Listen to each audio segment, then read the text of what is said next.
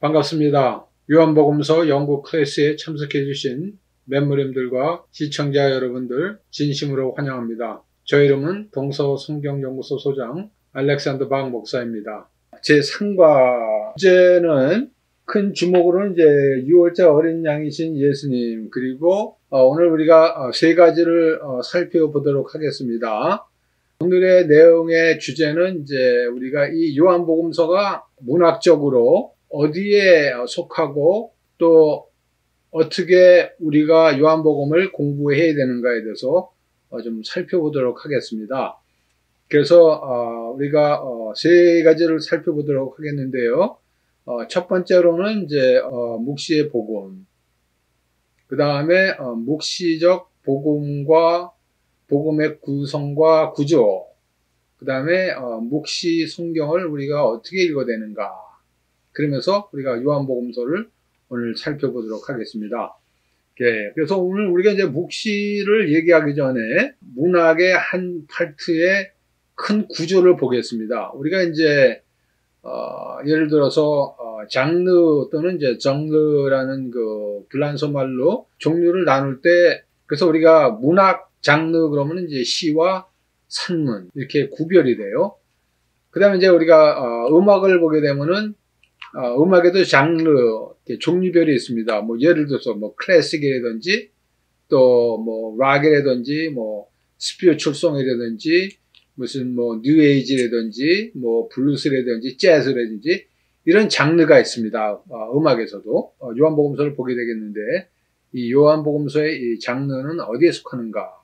그래서, 또 우리가 그 문학을, 일반적인 이제 말을 할 때, 우리가 문학에서도 이 두 가지로 종류가 구별이 됩니다. 일반 문학이 있고, 그 다음에 이제 종교적인 문학이 있습니다. 그래서 이제 일반적인 것은 아까 말씀드렸듯이 이제 시와 또 산문으로 나눠지고, 그 다음에 이제 또 산문에서는 또 픽션과 난 픽션으로 나눠져요. 그래서 이제 그 픽션은 지어낸 얘기들을 얘기할 때 이제 픽션 문학이라고 얘기하고, 또 non-fiction이라는 것이 있는데, 그것은 이제 뭐 사실 이야기를 얘기할 때 이제 우리가 non-fiction 문학이라고 얘기합니다. 그래서 우리가 이제 non-fiction을 얘기할 때는 뭐 자서전이라든지 뭐 역사라든지, 아무튼 이제 실화를 우리가 얘기할 때 이제 non-fiction이라고 얘기합니다. 근데 이제 오늘 우리가 포커스 맞출 것은 뭐 이런 일반적인 문학이 아니라 종교 문학에 이제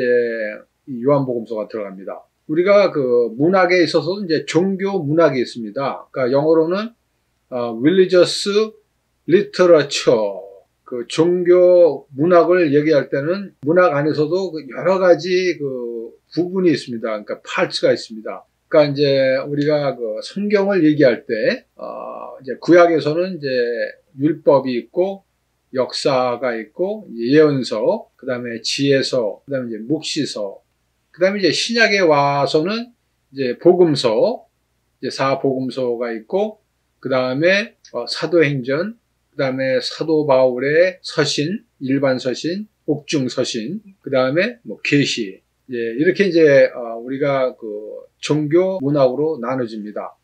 그 다음에 이제 우리가 성경에서 얘기할 때 이 묵시서 또는 이제 묵시 신학서는 일반적으로는 이제 다니엘서가 이제 구약에서 이제 묵시서로 들어가고, 그 다음에 이제 스가랴서, 뭐 요엘서 이런 그 소예언서도 묵시서에 들어갑니다.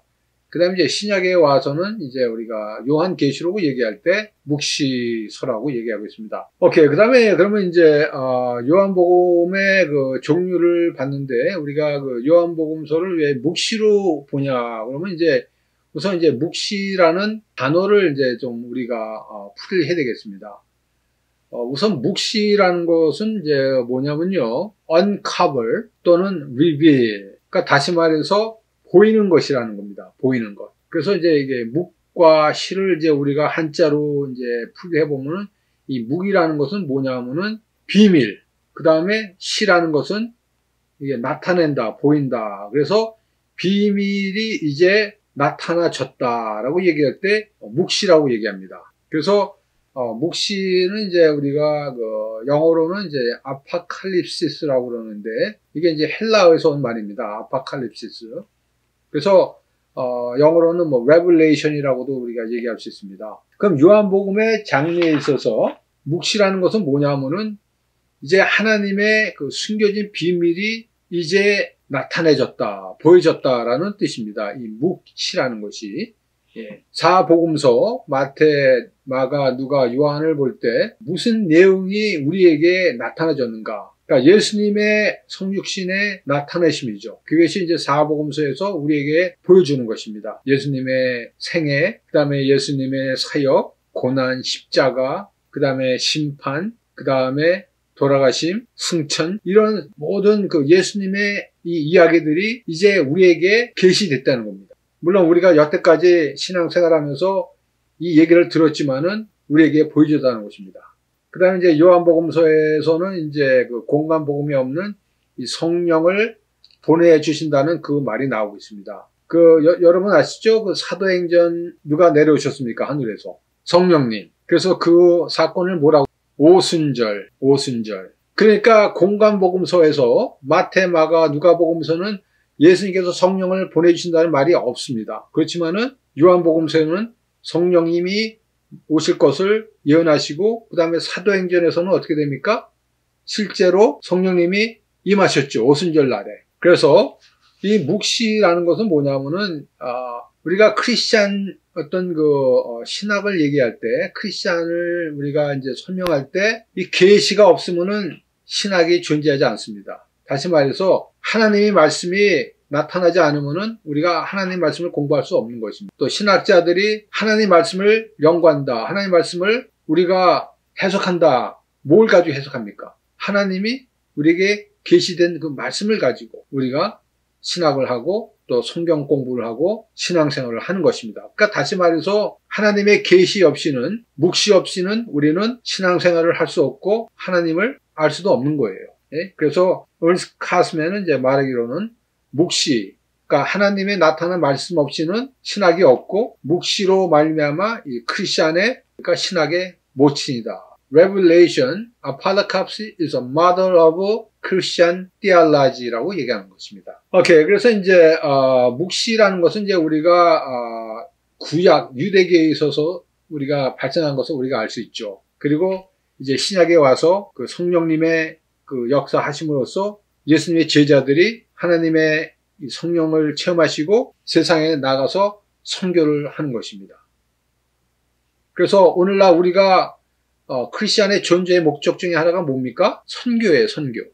아멘? 선교입니다, 선교. 미션. 두 번째 그 말씀 중에서 하나님의 아들이 마지막으로 성천하시기 전에 하신 일이 뭐고 그 말씀을 우리가 이제 방법론으로 살펴보아야 합니다. 그래서 이제 우리가 그 하나님의 말씀을 접근할 때, 이제 우리가 요한복음서를 접근할 때 한 두 가지를 우리가 인용할 수 있습니다. 첫 번째로는 이제 우리가 캐내야 돼요. 하나님의 말씀을 캐내야 됩니다. 그러니까 이제 뭐 우리가 일반적으로 얘기할 때는 뭐 말씀 연구라고 하는 거죠. 말씀 연구. 그래서 이제 우리가 그 신학적으로서 이제 그 엑스지라고 얘기하는데요. 이 엑스지라는 것은 뭐냐면 그 신약이 뭐로 써졌습니까, 여러분?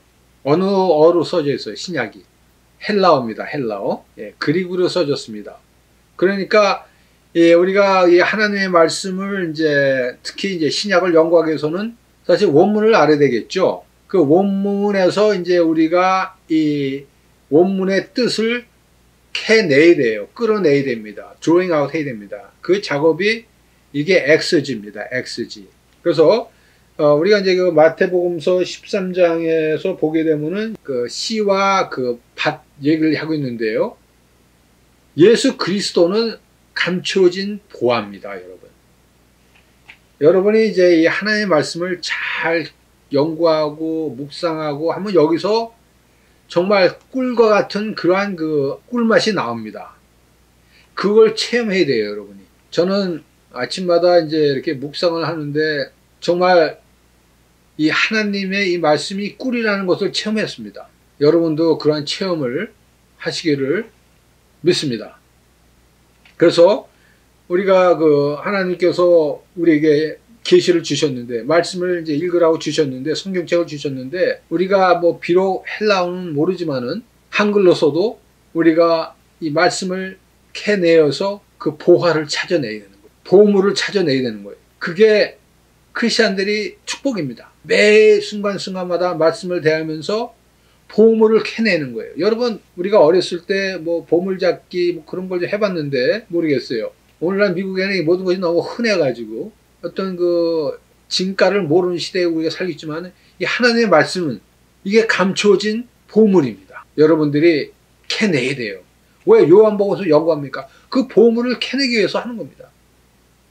보물뿐만 아니라 이게 꿀맛 같은 하나님의 말씀에 그 맛이 있다는 겁니다. 이 세상이 얼마나 씁쓸합니까? 이 세상이 얼마나 건조합니까?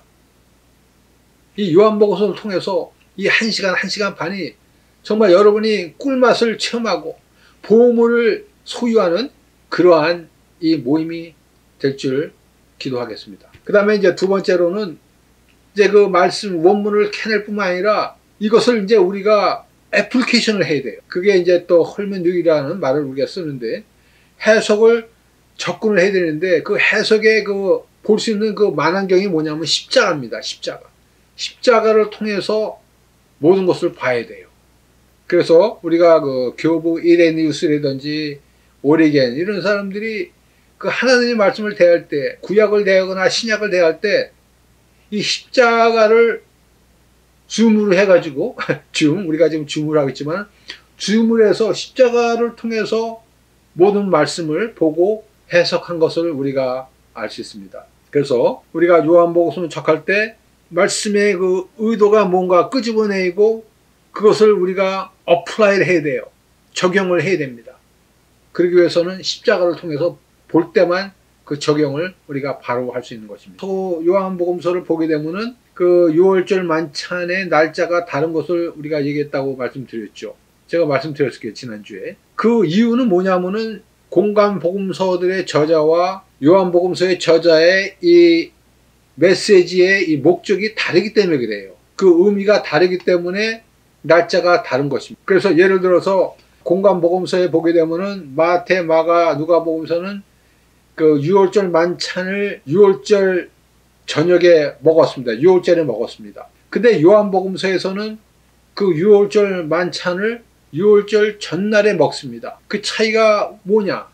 신학적인 차이인 것입니다. 요한복음서에서는 예수님이 희생의 어린 양을 강조하기 때문에 예수님이 돌아가신 날도 6월절 전이고 그 전에 만찬 먹은 것을 우리가 알 수 있습니다. 그래서 그 신학의 의도에 따라서 이 6월절 만찬의 날짜가 다르고 또 십자가에 돌아가신 날짜도 다른 거예요. 그래서 공관복음서에는 십자가에 돌아가신 날이 그러니까 금요일 날 돌아가셨고, 요한복음서에는 십자가에 돌아가신 날이 6월절 준비일에 돌아가십니다. 6월절 준비일은 뭐냐면은 6월절 양을 잡는 날이 6월절 준비일입니다. 1월 14일입니다. 그렇지만 공관복음서에서는 예수님이 돌아가신 날이 1월 15일이에요. 그런 그 신학적인 차이가 있는 것을 이제 우리가 이 해석학을 통해서 찾아볼 수 있는 것입니다. 그래서 요한복음서 저자는 예수님의 십자가에 돌아가심을 희생양으로 묘사했기 때문에 유대계 6월절 준비일인 14일에 돌아가셨다고 저술하고 있는 것입니다. 그 다음에 우리가 그 세례 요한의 그 예수님의 고백을 보게 되면은 보라 하나님의 어린 양이로다. 요한복음 1장에 나옵니다. 첫 장에 나와요. 그래서 요한복음서 저자는 예수님을 철원부터 희생의 양으로 묘사하고 있는 것을 우리가 알 수 있습니다. 그래서 존 베어 교수님처럼 이 요한복음서는 이게 6월절 또는 부활절의 복음이라고 얘기해서 이 책을 기록한 것입니다. 요한복음서는 6월절의 복음이다. 희생양 예수님에 대한 내용이 담겨져 있는 책이다라고 존 베어 교수님이 얘기해주고 있는 것입니다. 그래서 요한복음에서 6월절 부활절의 복음이라고 우리가 얘기할 때 두 가지를 우리가 볼 수 있는데, 첫 번째로는 성찬식, 또 Last Supper 또는 Lord Supper와 6월절과 밀접한 관계가 있습니다. 신약과 구약의 통행이 있다는 것입니다. 예, 마태복음서, 마가복음서, 누가복음서에서 그 6월절 만찬을 먹는데 그것이 구약의 이스라엘 백성들의 유월절 사건과 출애굽 사건과 또 예수님께서 우리를 구원하신 사건과 밀접한 관계가 있다는 것입니다. 그리고 두 번째, 부활절도 유월절을 상징하는 것입니다. 우리가 예수님이 돌아가시고 3일 만에 죽음에서 부활하셨다는 것을 믿습니다. 그 부활이 뭡니까? 유월절 상징과 유사하다는 것입니다. 고린도전서 5장 7절, 유월절의 어린 양이 예수 그리스도고 우리의 구세주고 부활주의라는 것을 얘기해주고 있고, 베드로전서 1장 19절에도 그 얘기 좀 해. 그래서 우리가 예수 그리스도를 믿는다는 것 자체가 뭐냐면은 우리는 이제 죽었고 새로운 생명을 얻은 새 피조물이라는 것입니다. 그래서 우리 개신교에서는 이 성찬식, 이 만찬식을 한 달에 한 번 하고 뭐 절기마다 하는 그러한 전승이 있지만은, 우리가 뭐 천주교라든지 동방정교에서는 매주 이 성찬식을 거행하는 것을, 그 이유들이 여기 담겨져 있는 것이죠. 그래서 우리는 무슨 리털지 행위보다는 그냥 말씀과 기도에 우리가 포커스하고 있지만은, 정말 우리가 그 떡과 잔을 대할 때 희생양이신 예수님, 우리를 위해서 돌아가신 그 예수님을 우리가 먹고 마시는 것입니다. 상징적으로. 거기도 물론 미스테리가 담겨져 있습니다. 그 다음에 이제 요한복음서, 사복음서만 우리가 계시라고 보지 않고 사도 바울 역시 그분의 서신을 보게 되면은 이 계시라는 말과 묵시라는 말을 쓰고 있습니다. 다시 말해서 예수 그리스도가 하나님의 계시라는 거예요. 나타난 하나님의 비밀이라는 것입니다. 그래서 사도 바울 역시도 그분의 그 서신을 보게 되면은 이것이 묵시적, 나타난 종말론적 서신인 것을 우리가 알 수 있습니다. 그래서 우리가 네 가지를 볼 수 있는데, 사도 바울의 서신을 보더라도 비밀을 얘기를 합니다. 그 다음에 수평적, 수직적, 그 다음에 지식적인 그 종말론 묵시를 얘기하고 있습니다. 우리가 잠깐 보도록 하겠습니다. 에베소서 3장 3절 4절에 사도 바울이 그 에베소 교인에게 이런 말씀을 합니다. 내가 계시로, 계시가 뭡니까? 이 나타나신 말씀, 예수님, 내게 비밀을 알게 하신 내가 이미 대강 기록한 것 같으니 이것을 읽으며 그리스도의 비밀을 내가 깨달은 것을 너희가 알게 하렵니다. 이 에베소서 3장 3절 4절에 벌써 이 계시와 비밀과 나타난 것과 깨달음을 얘기해 주고 있습니다. 이 두 구절에 벌써 이 묵시 문학이 나타나 있다는 것입니다. 그러니까 예수 그리스도를 우리가 믿고 우리가 섬기고 따르면은 하나님의 비밀이 우리에게 보여졌다는 것입니다. 보물을 얻었다는 거예요. 그 트레저를 우리가 소유했다는 것입니다. 예수님을 우리가 모실 때. 그리고 하루하루가 정말 보물을 캐내고 보물을 소유하는 그러한 미스테리한 삶을 사는 것입니다. 근데 애석하게도 조금 이따 말씀드리겠지만은 이 비밀이 다 알려지지는 않았어요. 택한 자들에게, 허락한 자들에게만 이 비밀이 눈에 보이는 것입니다. 우리 삶 속에 적용되는 것입니다. 이게 다 알려지는 것이 아닙니다. 계시, 나타나심이 수평적으로도 나타났습니다. 시간적으로도 나타났어요. 로마서 16장 25절에 보게 되면은 이런 말씀이 있습니다. Now, 지금, 이제는 나타나신 바 되었다. 이제는 나타나신 바 되었다. 이게 현재며 이제 마지막 순간인 것입니다. 이 말세라는 것이 뭡니까, 여러분? 말세가 뭐예요? 말세가 현재가 말세입니다. 현재가. 내일은 없어요. 우리가 내일이라고 얘기하지만 내일이라는 것은 없습니다, 여러분. 현재 말세를 얘기하지. 그래서 현재와 말세는 이게 같은 말이지만은 이제 우리에게 하나님의 이 묵시, 비밀이 나타나졌다는 것입니다. 그것이 예수 그리스도요, 또 하나님의 말씀인 것입니다. 평적뿐만 아니라 호라이즌뿐만 아니라 이제 수직적으로도 하나님의 이 비밀이 우리에게 나타나졌다는 것. 어떻게? 영원하신 하나님과 이제 모든 민족으로, 하늘과 땅으로서도 이제 하나님의 이 계시, 묵시가 우리에게 나타났다는 것. 그러니까 여러분, 우리가 크리스찬이 됐다는 거, 우리가 하나님의 아들, 딸이라는 거, 우리가 예수님의 뭡니까? 이것이 어마어마한 수직적, 수평적의 비밀이 우리에게 보여졌다는 것입니다. 그러니까 우리가 이걸 얘기할 때는 이게 우주적인 사건인 것입니다. 우리가 하나님의 아들이 되고 딸이 됐다는 것은 세상적인 것이 아니고 우주적인 것이고 한 걸음 나가서 영혼적인 것입니다. 우리에게는 그 영혼적이라는 그 요소를 소유할 수 있는 어떤 특권이 주어졌습니다. 그래서 하나님께서 그 비밀을 우리에게 보여주셨다는 거예요. 묵시책으로 보여주셨다는 거죠. 그래서 이제 오늘부터 여러분들이 성경을 읽어, 성경을 묵상하라, 기도를 할 때 추상적으로 하지 마시고 정말 이 비밀을 하나님과 나누는 그러한 친밀하고 달콤하고 은은한 그러한 그 대화와 자세로 우리가 하나님 앞에, 예수님 앞에 나가야 되는 거죠. 그래서 수평석, 수직서, 그 다음에 비밀, 그 다음에 또 지식적으로도 우리가 이 계시를 알 수 있다는 것입니다. 골로새서 1장 28절에 보게 되면은 우리가 이제 그리스도 안에서 완전한 자로 세워져야 된다. 이 뭐 완전한 자라는 것은 뭐 우리가 뭐 펄펙이라는 말도 되지만 뭐냐면은 우리가 한 걸음씩 한 걸음씩 하나님 앞에, 예수님 앞에 나가야 되는 겁니다. 여러분, 이제 우리가 그 아기가 이 세상에 태어날 때요, 아기가 갓난 아기가 태어났다고 우리가 그 아기를 사람이라고 그럽니까? 인간이라고 그럽니까? 지성인이라고 그럽니까? 아니면 그냥 아기라고 그럽니까? 그냥 아기라고 얘기해요. 아기는 성인이 아닙니다. 일반인이 아닙니다. 뭐 지성인이 아닙니다. 이 아기가 자라면서 넘어지고 일어나고 쓰러지고 넘어지면서 그러면서 커가지고 이제 성숙한 사람이 되듯이 우리가 하나님의 이 비밀을 처음부터 다 알 수는 없는 것입니다. 조금씩 알면서 성숙해 나가면서 주님을 만나는 거예요. 물론 주님을 만났지만은 궁극적으로 하늘나라에서 우리가 완전하게 된다는 것입니다. 그러니까 오늘날 우리가 이 크리스천이 된다는 것은 많은 스테이지와 많은 스텝스와 많은 이 단계가 있다는 것을 우리가 알아야 하는 것입니다. 그래서 사도 바울 역시 비밀 계시가 이제 우리에게 묵시로 나타났다는 걸 얘기하고 수평적, 수직서, 지식으로 이제 하나님의 말씀이 우리에게 다가왔다는 것입니다. 그러니까 이제 우리가 오늘부터 이 하나님 말씀을 대할 때 정말 보물을 우리가 찾듯이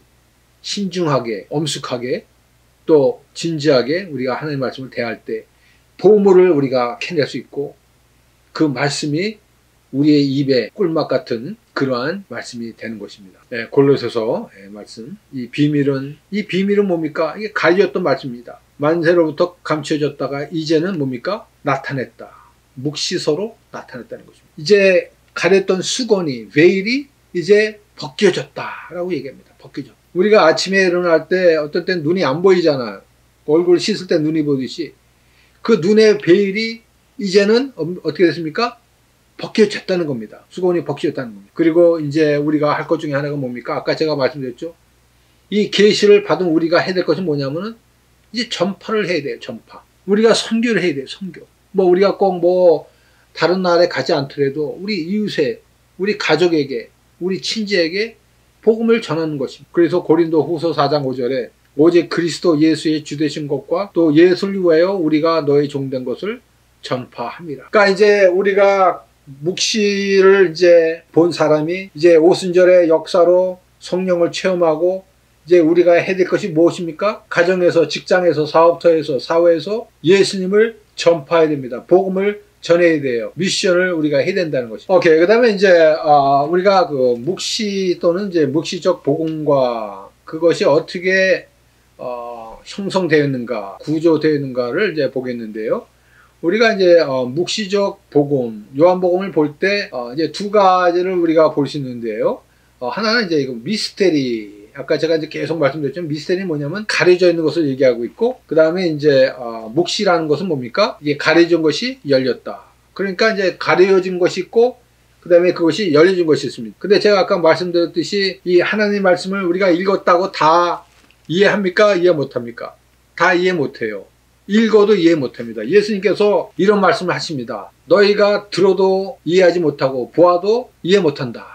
이런 얘기를 하고 계십니다. 그 묵시, 이것도 하나님의 은혜로서만 눈이 떠지고 귀가 열리고 이해를 할 수 있다는 것입니다. 그러니까 이 신앙생활이라는 것이 이게 오르메릭으로 우리에게 주어지는 것이 아니라는 것이에요. 우리가 그 깨달음을 받을 수 있도록 하나님께 기도하고 간구해야 된다는 것입니다. 그래서 이제 묵시의 구조는 이제 두 가지로 되어 있는데 가려져 있는 것, 미스테리와 또 나타난 계시, 레블레이션을 이렇게 나눠져 있는데, 그러니까 묵시는 이제 문학책을 얘기할 때 묵시라고 그러고, 계시는 이 말씀이 선포되고 말씀이 설명된 것을 이제 우리가 계시라고 얘기하고 있습니다. 그러니까 예를 들어서 이디오피아 내시가 이사야서를 읽었는데 그걸 깨닫지 못했어요. 그랬을 때 그 에디오피아 내시가 빌립 전도자에게 이 말씀을 얘기한 사람이 누구냐 물어보잖아요. 그러니까 말씀을 읽었는데도 깨닫지 못한 거예요.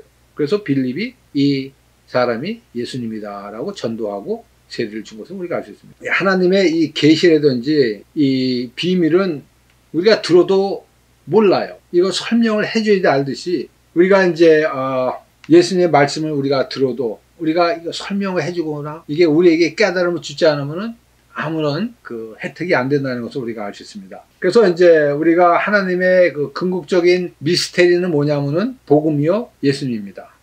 오케이. 그 다음에 이제, 묵시가 그러면 이제 어떻게 전파되는가. 이 묵시를 이제 우리가 전파해야 되잖아요. 그래서, 우리가 이제 그 천사 해석가라는 그런 그 말이 있는데요. Angelus interpretes. 그래서 interpret the angel. 그래서 이제 오늘날에는 이제 누가 이 말씀을 선포하는가. 그러니까 복음을 선포하는 자들이죠. 뭐 목사, 전도자, 뭐 예언가, 이런 자들이 이제 이 비밀을 이제 선포하는 것이죠. 그 다음에 이제, 전파자들의 의미는 이제 말씀을 해석하고 설명하고 통역하는 자들.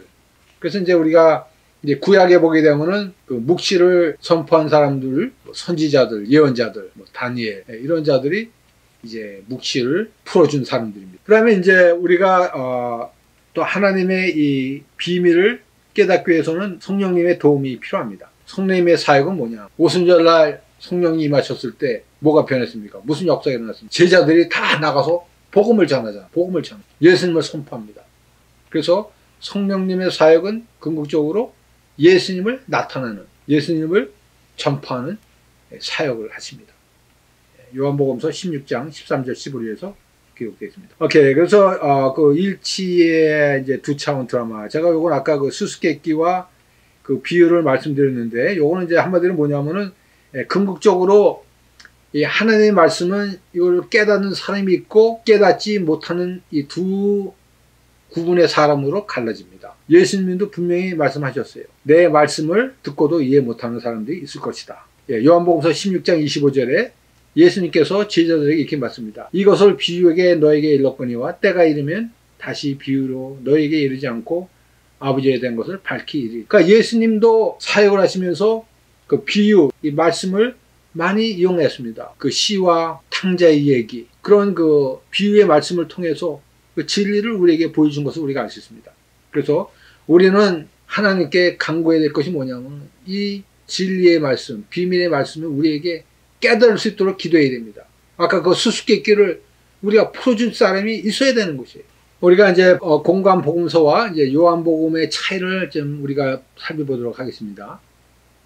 공관 복음이 뭐라고 그랬죠? 마태, 마가, 누가 복음서를 공관 복음서라고 합니다. 이 공관 복음서라는 건 뭐냐면은 이 세 복음서가 그 내용과 구조와 이 가르침이 유사하기 때문에 공관과 같이 볼 수 있다는 것을 이제 공관 복음이라고 그러고, 이 요한복음서는 이 공관복음서의 완전히 다른 그러한 그 장르로 이 요한복음서가 써져 있습니다. 그래서 마태, 마가, 누가복음과 요한복음을 이제 우리가 구분을 하면서 같이 봐야 되는데 왜 그래야 되는가? 그것도 신학적인 의미가 담겨져 있습니다. 여러분들이 이제 질문할 때 왜 마태복음이 먼저고 왜 요한복음이 왜 네 번째 나오느냐? 요한복음이 먼저 나올 수 없느냐? 왜냐하면 신학적인 것 때문에. 그렇지 않습니다. 이 하나님께서 정해놓은 이 질서와 이 어떤 이 오다는 그 질서 오다 자체에 신학적인 의미가 있습니다. 왜 마태복음이 먼저 써져야 되고 왜 요한복음이 나중에 써져 있고 왜 사도의 행전이 써졌는가? 그것이 다 맥락이 있다는 것을 오늘 우리가 이 연구를 통해서 여러분들에게 소개하도록 하겠습니다. 모르겠습니다. 여러분들이 여태까지 요한복음서와 공관복음서와 사도행전을 이렇게 봤는지 모르지만은 공관복음서, 요한복음서, 사도행전이 이것이 맥락이 있다는 것을 이제 오늘 우리가 같이 연구해 보죠. 우선 이제 우리가 그 예수님의 그 탄생과 사역과 부활과 또 승천, 그 다음에 오순절에 성령님의 내려오심의 역사, 이것이 다 맥락이 있다는 겁니다. There's a continuity. 그래서 우선 이제 공관 복음서에서는 예수님과 이 12 제자들과 많은 무리들이 3년 동안 예수님을 따라다니고 예수님에서 배웠습니다. 그런데 공관 복음서에서는 예수님을 알아본 것이 처음입니까? 나중입니까? 나중에 알아봐요. 근데 요한복음서에서는 제자들이 예수님을 언제 알아봅니까? 처음에 알아봅니까? 나중에 알아봅니까? 1장에서 알아봐요. 1장에서. 첫 장에서 알아봅니다. 이게 굉장히 신학적으로 중요합니다. 여러분, 제자들이 예수님 3년 따라다녔다고 예수님을 믿었을 것 같아요? 안 믿었을 것 같습니다. 안 믿었어요. 못 믿었어요. 돌아가셨을 때 제자들이 다 뭐 했습니까? 도망갔어요. 다 도망갔어요. 자기 목숨을 건지기 위해서 다 도망갔어요. 그리고 나서 예수님께서 부활하시고 제자들이 이제 예수님을 알아봤습니다. 그것이 마태복음서, 마가복음, 누가복음서 마지막 장에 제자들이 예수님을 알아보고 그 중에서도 제자들이 예수님을 의심하더라. 그리고 공관복음서가 끝이 납니다. 근데 요한복음서에서는 제자들이 예수님을 1장에서 알아봐요. 1장에서. 첫 장에서 알아봅니다. 자, 여러분, 엠마오의 제자들이 이제 그 예수님이 십자가에 돌아가시고 이제 부활한 것을 모르고 제자들이 걸어가면서 예수님과 대화를 합니다. 누가복음 24장에. 그러면서 이제 그들이 예수님과 대화를 한 다음에 무슨 얘기를 하냐면은 저희가 서로 말하되 길에서 우리에게 말씀하시고 우리에게 성경을 풀어주실 때 우리 속에서 마음이 뜨겁지 아니하더냐. 그래서 누가복음서 24장에 제자들이 예수님의 그 얘기를 듣고 마음이 뜨거워졌습니다. 그때 예수님을 뭡니까? 알아본 거예요. 그 다음에 마태복음 28장과 마가복음 16장에 제자들이 예수님을 부활하신 것을 보고 이제 경배를 하고 부으심을 하더라라고 되어 있습니다. 근데 여러분, 누가복음의 마지막 장이 몇 장입니까? 24장이에요. 마태복음은 몇 장이 끝이 납니까? 28장에서 끝이 나요. 그 다음에 마가복음서는 몇 장이 끝이 납니까? 16장입니다. 그러니까 예수님의 제자들이 예수님을 알아본 것이 마지막 장에 나타납니다. 마지막 장에. 3년 동안 예수님과 공생애를 했는데도 예수님을 몰랐다는 겁니다. 베드로도 예수님을 시인했지만은 나중에 예수님을 3번 부인하자. 그게 믿음의 사람입니까? 아니에요. 겉으로 아는 겁니다. 예수님. 마지막에 부활되신 예수님을 보고 그때서 이제 예수님을 깨달은 거예요. 예수님을 믿은 거예요. 뭐 믿었다는 것보다 예수님을 알아본 겁니다. 그래서 공관복음서는 예수님을 알아본 것이 마지막 장에 나오는데 요한복음서에 가게 되면은 예수님을 제자들이 처음부터 알아봐요. 거기에 두 제자가 나오는데 나다나엘과 안드레가 나옵니다. 나다나엘은 이제 우리가 뭐 비평신학적으로 보면은 뭐 다티우스가 아니냐, 뭐 바톨로메가 아니냐 이런 설이 있지만 아무튼 나다나엘이 나옵니다. 요한복음서에서 그 사도들과 같이 나와요.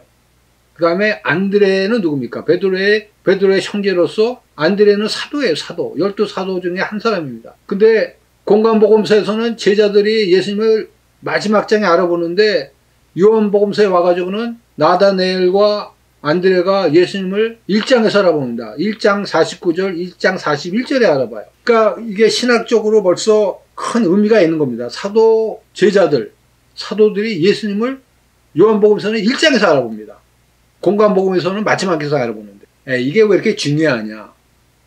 이제 우리가 사도의 행전을 보게 되면 이제 이게 왜 풀리는지 알게 될 것입니다. 그럼 이제 나다나엘의 고백을 보겠는데 나다나엘이 이렇게 고백을 합니다. 제가 크게 썼습니다. 요한복음서 1장 49절에 나다나엘이 이렇게 고백합니다. 예수님이 너를 무화과나무에서 봤다 그랬을 때 라삐여, 예수님께 말합니다. 라삐여, 당신은 하나님의 아들이소이다. 이스라엘의 임금이 하나님의 아들로 바라봤습니다. 근데 우리가 여기서 중요한 것은 예수님께서 나다나엘에게 뭐라고 하냐면 저 사람에게는 간사한 것이 없다고 그랬습니다. 그러면서 참 이스라엘이라고 했습니다. 예수님이 나다나엘고. 근데 여러분 그 구약에서 이스라엘 이름을 가진 사람이 누구예요? 야곱이에요. 야곱이 이스라엘입니다. 근데 야곱의 이름이 뭡니까? 간사한 자예요. 간사한 자. 성의 발취를 지었다는 간사한 사람이 야곱입니다. 이 이름이. 그래서 하나님께서 야, 네 이름을 야곱으로 하지 말고 이제부터는 이스라엘이라 하라. 그래서 그 야곱의 본 이름은 뭐냐면은 속이는 자요, 간사한 자요. 그런 이름을 가졌는데 이제 신약에 와가지고 요한복음서에서 나다나엘을 지목하면서 예수님께서 너는 참 이스라엘이다. 그러니까 구약의 야곱을 이제 나다나엘이 대표하는 겁니다. 참 이스라엘. 이게 어마어마한 사건이에요. 이게 이제 얘 야곱은 없어지고 이스라엘이 됐고 신약에 와서 1장에서 요한복음에서 나다나엘 보고 너는 참 이스라엘이다. 그때 이제 나다나엘이 어떻게 고백하냐? 당신이야말로 라비오 이스라엘의 임금님이십니다. 그러니까 구약의 대표의 야곱의 하나님이 예수님이라는 거예요. 참 이스라엘 하나님으로서 왕으로서. 이게 어마어마한 신학의 비밀이 풀리는 거예요. 우리에게. 나다나엘이 참 이스라엘이고 참 이스라엘의 하나님이 예수님 왕이시라는 거예요. 그게 1장에 나와요. 1장에. 요한복음 마지막 장에 나오지 않고 1장에서 신학적으로 구약을 풀이하고 있는 거예요. 그 다음에 이제 안드레의 고백을 보겠는데요. 이 안드레의 고백 중에서는 안드레는 베드로에게 가서 뭐랍니까? 메시아를 만났다. 그리스도를 만났다. 1장 41절에 We have found a Messiah. We found a Cristo. 그러니까 요한복음서는 벌써 1장에서 이 메시아, 그리스도, 하나님의 그 구약에서 예언한 그 하나님의 기름 부은 총이 1장에서 벌써 풀이가 되는 거예요. 스페니쉬 말로 Hemos hallado el Mesías que traducido es el Cristo. 그러니까 우리가 예수님을 발견했다는 겁니다. 발견했다는 겁니다. 보물을 뭡니까? 발견한 거예요. 발견. 메시아를 번역하면 그리스도. 그리스도는 뭐냐면 기름을 부은 자. 구약에서는 누가 기름을 부음 받습니까? 왕, 또 선지자, 또 하나님의 종이 기름 부음 받습니다. 그게 신약에 와서는 예수님이 그리스도로 하나님의 예수님을 모시고 삽니까? 그 보물을 여러분 속에 발견해서 모시고 사십니까? 사셔야 됩니다. 하나님의 아들과 딸의 자세인 것입니다. 결론적으로 나가겠는데요. 요한복음의 가르침을 보게 되면은 이제 우리가 그 존 베어 교수님이 이 요한복음서를 연구하면서 가르치는 뭐냐면 예수님은 6월절의 희생양이시고 또 예수님은 요한복음에서는 우리에게 승리의 희생양 그리스도로 우리에게 보여줬습니다. 승리로. 공관복음에서는 이 고난이 슬픔의 모습으로 묘사되지만은 요한복음서는 이 고난장이 승리의 장으로 묘사됩니다. 그러니까 예수님께서 그 모든 사건을 컨트롤하는 그런 모습으로 요한복음에 써져 있습니다. 그래서 요한복음서의 고난은 승리라는 겁니다. 그래서 victorious passion. 그 다음에 요한복음서에서 우리에게 가르치는 거예요. 믿음을 가져야 된다. 믿음을 가져야 된다. 요한복음서 20장 31절에 공관복음서에서는 예수님의 탄생이 나오고 사역이 나오고 나중에 제자들이 깨닫잖아요. 그 다음에 요한복음서에 와서는 제자들이 예수님을 처음에 깨닫습니다. 그 다음에 요한복음서 20장 마지막 장은 뭐를 가리킵니까? 믿음을 가지라고 가리킵니다. 믿음을 가지라고. 믿음으로 끝이 납니다. 오직 이것을 기록하면 너희로 예수께서 하나님의 아들 그리스도이심을 믿게 하려 함이요. 너희로 그 이름을 힘입어 생명을 얻게 하려 함이니라. 그러니까 이제 우리는 뭘 해야 됩니까? 믿음을 가져야 되는 겁니다. 그게 요한복음의 마지막 장에 우리에게 가르쳐주는 말씀입니다. 믿음을 가져야 돼요. 그 다음에 이제 사복음서를 보면서 마태, 마가, 누가복음서와 요한복음서를 보게 되면은 이 처음부터 끝까지 이 움직임이 있습니다. 여러분. 그러니까 요한복음이 먼저 갈 수가 없어요. 요한복음이 마태복음 먼저 갈 수가 없습니다. 그러면은 이 하나님의 이 역사가 흔들려지는 거예요. 마태복음이 제일 먼저 나와야 됩니다. 마태복음, 마가, 누가, 그 다음에 요한, 그 다음에 사도행전. 이렇게 움직임이 있고 율동이 있습니다, 여러분. 그 다음에 연속적인 면이 있습니다. 마태, 마가, 누가, 요한, 사도행전. 이게 어떤 컨티뉴이티가 있다는 것이죠. 제가 이 도표를 그려봤는데요. 마태복음, 마가복음, 누가복음 보면 이제 서두와 결론이 있고 또 요한복음은 사도행전을 보더라도 서두와 결론이 있습니다. 그러니까 인트로덕션이 있고 컨클루션이 있어요. 그 책들마다. 그래서 공관복음서의 서두는 뭐냐? 마태복음, 마가복음, 누가복음에 보면 예수님의 탄생 얘기가 나와요. 요한복음서는 예수님의 탄생 얘기가 없어요. 세례 얘기가 없습니다. 예언까지 기록이 되어 있어요. 내가 아들을 낳을 것이니 그의 아들 이름을 예수라. 그가 이스라엘 제들을 살 것이다. 그 얘기가 공관복음서에만 나옵니다. 그래서 마태복음이 처음에 나오지 않으면 하나님의 섭리가 성립되지 않아요. 그렇기 때문에 마태복음이 제일 먼저 나오는 것입니다. 하다못해 예수님의 계보까지 나와요. 구약을 읽기 위해. 그래서 공관복음서의 서두는 예수님의 탄생과 세례와 사역. 그 다음에 결론은 뭡니까? 제자들이 깨닫는 거예요. 제자들이 깨달아요. 그리고 끝이 납니다. 사복음서가. 그 공관복음서가. 그 다음에 이제 요한복음서에 와가지고는 서두가 뭐로 시작됩니까? 인tro덕션이 제자들이 예수님을 알아보는 것을 시작합니다. 메시아로 알아봅니다. 이스라엘의 왕으로 알아봅니다. 하나님의 어린 양으로 알아봅니다. 그게 시작을 해요. 요한복음서는. 그 다음에 결론이 어떻게 끝납니까? 믿어야 된다라고 끝납니다. 믿어야 된다고. 오케이. 그래서 요한복음서의 기록의 목적은 뭐냐면은 믿어야 되는 거예요. 우리가 믿어야 됩니다. 이제. 예수님의 탄생을 믿고 제자들의 깨달음을 믿고 제자들의 알아보는 믿고 이제 그것을 믿어야 됩니다. 계시로 통해서 묵시로 통해서 믿는 거예요. 그 다음에 이제 거기서 끝나는 것이 아니고 이제 사도행전으로 넘어가게 되면은 사도행전에도 서론과 결론이 있어요. 인tro덕션과 컨클루션이 있습니다. 사도행전의 1장에 무슨 얘기가 나옵니까? 성령님의 임하심의 얘기가 나옵니다. 오순절 얘기가 1장 2절에 나와요. 공관복음에서는 성령님에 대해서 나오지가 않습니다. 요한복음에서 조금 암시합니다. 근데 사도행전에 와서는 오순절의 사건이 일어납니다. 예수님이 승천하시고 보혜사 성령님을 오순절날 보내주셨는데 그것이 사도행전 서론에 기록이 됩니다. 그 다음에 이제 결론으로 넘어가서는 어떻게 됩니까? 뭘 해야 돼요? 제자들이 성령을 받고 예수님 믿고 나가서 선교해야죠. 예루살렘과 유대와 사마리아와 땅끝까지 복음을 전하는 것으로 사도행전이 끝이 납니다. 그러니까 여러분들이 이제 오늘 이 공관복음서, 요한복음서, 사도행전 보게 되면은 이 흐름을 이제 알 줄 있겠죠. 그래서 이제 아마 이게 다가 아니라는 겁니다. 이렇게 볼 수 있다는 거예요. 마태, 마가, 누가복음에서는 예수님의 탄생과 세례와 사역과 십자가상, 부활, 승천 이 사건이 공관복음서에 기록이 되어 있어요. 그 다음에 끝과 요한복음의 이 오버랩에 제자들의 깨달음이 있습니다. 그 다음에 사도행전과 요한복음의 이 오버랩을 보게 되면 거기에 믿음과 오순절 사건이 나와요. 그 다음에 이제 오늘날 우리 멤버님들 나와 이 모든 사복음서와 사도행전과 무슨 상관인가? 오버랩 되는 것이 뭐냐면 선교예요, 선교. 그러니까 이제 우리가 이제 남은 생애를 어떻게 보여야 되는가? 주님을 위해서 희생양으로 돌아가신 예수님을 위해서 이제 우리가 그 사실을 알리는 것입니다, 사람들이. 그래서 존 베어 교수님께서 또 제가 연구한 결과를 보게 되면은 이 요한복음서가 왜 중요하냐면은 여기에 깨달음과 믿음과 이 성령님의 임재하심이 이게 내포되어 있다는 것입니다. 이제 그것을 우리가 한 이제 6주 동안 공부할 것인데요.